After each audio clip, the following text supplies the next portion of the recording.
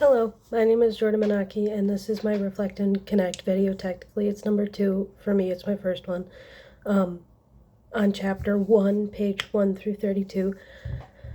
I think the first thing that really stuck out to me is something that's actually really small, but it's just because I didn't know that it was a thing. I didn't realize that there were two different bows that bass players could buy. I always thought that there was two different bow holds, so you had your normal and then you had the one where it kind of um you have your normal bow hold and then you have the one where it kind of wraps around like this, like you're grabbing it, for lack of better terminology. I didn't realize that there was two actual bows that you can buy. Now, in the section that it says this in the book, it doesn't actually say which one would be better suited for students. It says that many teachers believe that a French bow is easier for string crossings, but some believe that the German bow hold is easier. So I guess my question from that would be, which would I recommend for my students?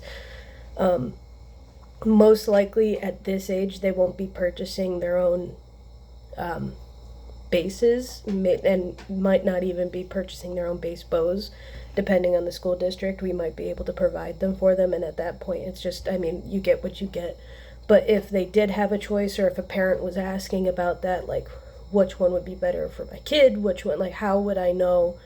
Because I've realized through the past couple of semesters that I have a shockingly low amount of knowledge on the bass. I have minimal knowledge. I have just enough to maybe teach beginning bass, but when it comes to if I were to do middle school or high school, or even if a parent wanted their kid to just start excelling really quickly, or the kid was excelling really quickly, I don't know how to go from there.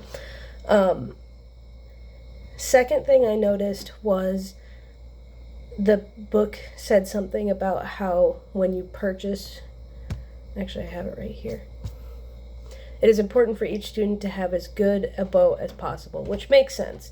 I mean, especially at this level in college, you want the best bow that you can get in your price range. I mean, I personally rock a carbon fiber bow at the moment, and I have a couple. I think I have one special one. It's not Pernambuco wood, but it is of higher quality. But I'm also doing this as a career choice, and this is also part of my college experience. So it's a bit different than a fourth or fifth grader purchasing a bow or renting a bow. And at that case,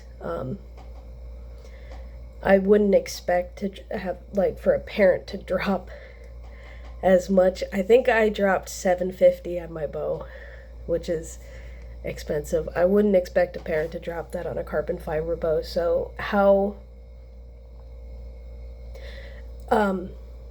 I guess my question with that would be, how do I, like, how good of a quality can kids get with a normal price range for what the parents want to put into it? Like I said, if this was late high school and the kids were doing youth orchestras and private lessons in their own time, then I would expect, like, the parents would be looking for more expensive things. But this is beginning strings, so the bow, I don't think they'll be dropping that much money on a bow. So how do I get them the best quality while also it being cheaper? What else? It did go on to mention some instrument repair things that teachers can do on their own time, which I think is extremely helpful, and I kind of wish we had a seminar or a course on instrument repair in the classroom, because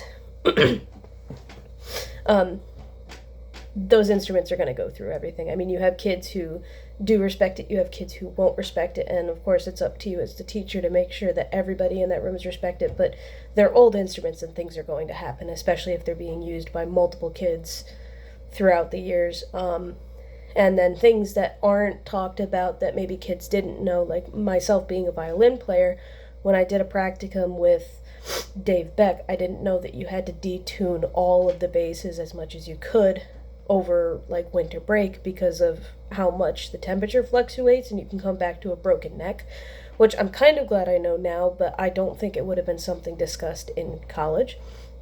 So it's kind of nice that the book points out different ways that you can fix different issues. For example, the graphite on fine tuners, I didn't know. I knew you could do that for strings on the actual bridge. If you put a little bit of graphite, especially on the E string, it helps. It helps the sound quality because it provides lubrication. I just didn't know you could do it on the fine tuners, which is really nice to know because some of those instruments are gonna need a little bit of tender love and care. But that's all I can say for 5.5 minutes.